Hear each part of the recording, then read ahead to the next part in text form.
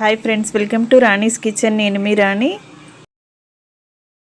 Friends, ఈరోజు లడ్డూ చేసి చూపించబోతున్నానండి. Sweet ఇష్టపడే వారికి ఈ రెసిపీ ఖచ్చితంగా నచ్చుతుంది. చాలా టేస్టీగా ఉండే రెసిపీ, చాలా డిఫరెంట్ ప్రాసెస్తో చేసి చూపించబోతున్నానండి. వీడియోని మధ్య మధ్యలో స్కిప్ చేయకుండా ఫస్ట్ నుంచి లాస్ట్ వరకు చూడండి. అలాగే నా ఛానల్ని ఫస్ట్ టైం వాచ్ చేసిన వారు సబ్స్క్రైబ్ చేసుకోండి. మనం ఎక్కువగా సూజీ రవ్వతో లడ్డూ చేస్తాం, శనగపిండితో లడ్డూ చేస్తాం కదా, కానీ అవి రెండు యూజ్ చేసి నేను డిఫరెంట్ ప్రాసెస్తో చేసి చూపించబోతున్నానండి. ఇంకా స్టార్ట్ చేద్దాం. ఒక మిక్సింగ్ బౌల్ తీసుకుని ఒక కప్పు నిండా సూజీ రవ్వ వేసుకోండి. ఉప్మా రవ్వ అంటాం కదా, ఆ రవ్వ వేసుకోండి. అదే కప్పుతో సేమ్ క్వాంటిటీలో శనగపిండి తీసుకోండి. ఇవి రెండు మిక్సింగ్ బౌల్లో వేసుకుని బాగా కలుపుకోండి. ఇలా కలిసిన తర్వాత కాచిన నెయ్యిని ఇలా 4-5 టేబుల్ స్పూన్లు వేసుకోండి. ఎక్కువగా కూడా వేసుకోవచ్చండి. అచ్చంగా నెయ్యితో కూడా ఈ రవ్వను మనం కలుపుకోవచ్చు. లేదంటే కొంచెంగా నెయ్యి వేసుకుని కాచి చల్లార్చిన పాలను వేసుకోవచ్చండి. నేను పాలతో కలపబోతున్నాను. టేస్ట్ కోసం కొంచెంగా నెయ్యి వేసుకుని మిగిలిన రవ్వని పాలతో కలపబోతున్నానండి. కాచి చల్లార్చిన పాలని పోసుకొని కొంచెం కొంచెంగా చూసుకుంటూ పోసుకుంటూ చపాతీ ముద్దలాగా రెడీ చేసుకోండి. పాలు కానీ నెయ్యి కానీ మీకు కుదరకపోతే వాటర్తో కూడా కలుపుకోవచ్చండి. అప్పుడు కూడా లడ్డూకి టేస్ట్ అనేది ఏమాత్రం తగ్గదు. ఇలా పాలు పోసుకుని చూసుకుంటూ కలుపుకోండి. కొంచెం పల్చగా అయినా కలుపుకోవచ్చండి. చపాతీ ముద్దలాగా మరీ గట్టిగా కాకుండా కొంచెం పల్చగానే కలుపుకోండి. ఎందుకంటే రవ్వ అనేది మనం కలిపినప్పుడు మెత్తగా ఉన్నా సరే నానిన తర్వాత ఒక 10-15 నిమిషాల తర్వాత చూసినట్లయితే బాగా గట్టిగా అయిపోతుందండి బ్యాటర్ అనేది. అందుకే మనం మెత్తగానే కలుపుకోవాలి.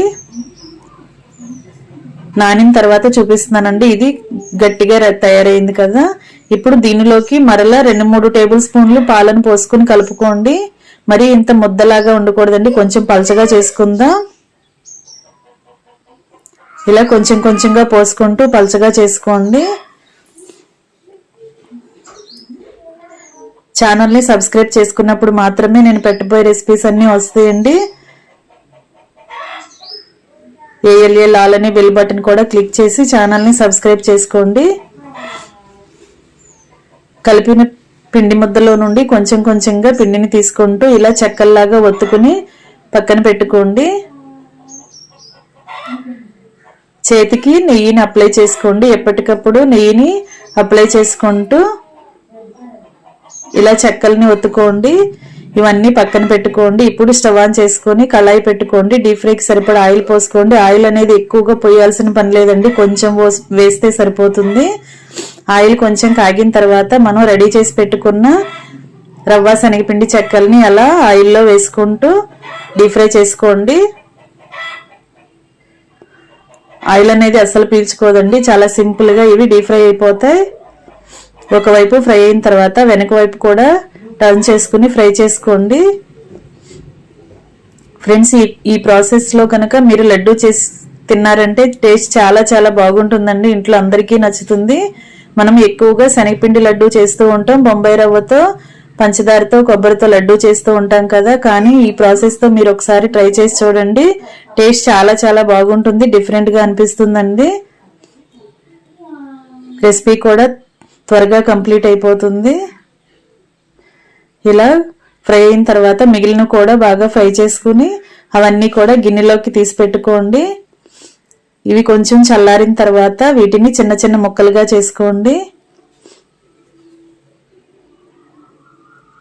మిక్సీ జార్ తీసుకుని చిన్న చిన్న ముక్కలుగా చేసుకుని ఆ జార్లో వేసుకోండి. అలా మనం డీప్ ఫ్రై చేసిన చెక్కలన్నీ కూడా అలా చిన్న చిన్న ముక్కలుగా చేసుకుని డీప్ ఫ్రై చేసుకున్నవన్నీ మిక్సీ జార్లో వేసుకున్న తర్వాత మూత పెట్టుకుని బరకగా గ్రైండ్ చేసుకోండి. మరి మెత్తని ముద్దలాగా కాకుండా బరకగా గ్రైండ్ చేసుకోండి. దీనిలో వాటర్ కానీ పాలు కానీ ఏమీ యూజ్ చేయొద్దండి.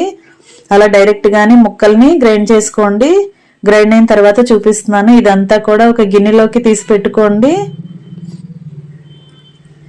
ఇలా రవ్వ రవ్వగా గ్రైండ్ చేసుకుని పక్కన పెట్టుకోండి.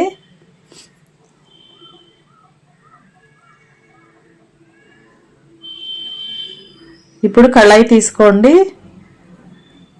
ఒక కప్పు నిండా బెల్లం తీసుకోండి. నేను అరకప్పు బెల్లం అరకప్పు పంచదారతో చేయబోతున్నానండి.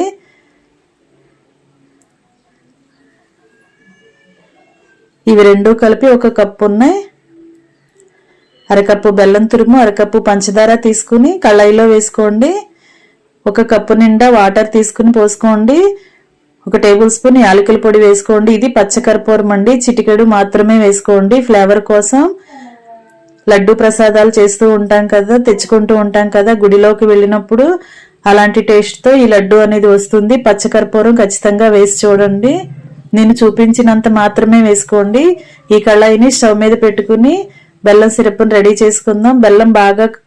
బెల్లం తురుమంతా కూడా కరిగే వరకు బాగా కలుపుకోండి. చిటికెడు గల్లుప్పు వేసుకోండి. నేను చూపించినంత మాత్రమే వేసుకుని అదంతా బాగా కలిసిన తర్వాత స్టవ్ ఆఫ్ చేసేసుకుని మనం గ్రైండ్ చేసి పెట్టుకున్న రవ్వని అలా పాకంలో వేసేసుకుని బాగా కలుపుకుందాం. ఇలా కలుపుకుని ఒక 5 నిమిషాలు మూత పెట్టుకుని పక్కన పెట్టుకున్నట్లయితే చల్లారుతుందండి. చల్లారిన తర్వాత మనం చేత్తో లడ్డూలను చేసుకుందాం. చల్లారిన తర్వాత చూపిస్తున్నాను. చేత్తో ఒకసారి మొత్తం కూడా రవ్వని బాగా కలుపుకోండి. ఎక్కడ ఉండలనేవి లేకుండా పొడి పొడిలాడుతున్నట్లుగా కలుపుకోండి. ఇప్పుడు చేతికి కొంచెం కొంచెంగా నెయ్యి అప్లై చేసుకుంటూ మనకి కావాల్సిన సైజులో లడ్డూలు చేసుకోవటమే. ఈ ప్రాసెస్తో ఒకసారి మీరు కూడా ట్రై చేసి చూడండి, చాలా టేస్టీగా ఉంటాయండి. ఇలా మనకి కావలసిన సైజులో లడ్డు ప్రిపేర్ చేసుకుని ప్లేట్లోకి పెట్టుకోవటమే. రెడీ అయిపోయాయి ఎంతో టేస్టీగా ఉండే సూజీ రవ్వ శనగపిండి లడ్డు.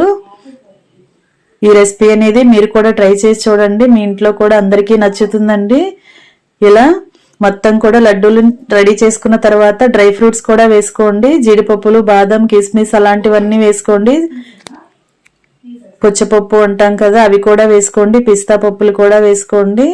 అవన్నీ వేసుకుని బాగా కలుపుకున్న తర్వాత మనకి కావలసిన సైజులో లడ్డూలు చేసుకుని సర్వింగ్ ప్లేట్లో పెట్టుకుని ఫ్యామిలీకి సర్వ్ చేసుకోవటమే. ఎంతో టేస్టీగా ఉండి లడ్డు రెడీ అయిపోయింది. Thanks for watching. నేను మీ రాణి.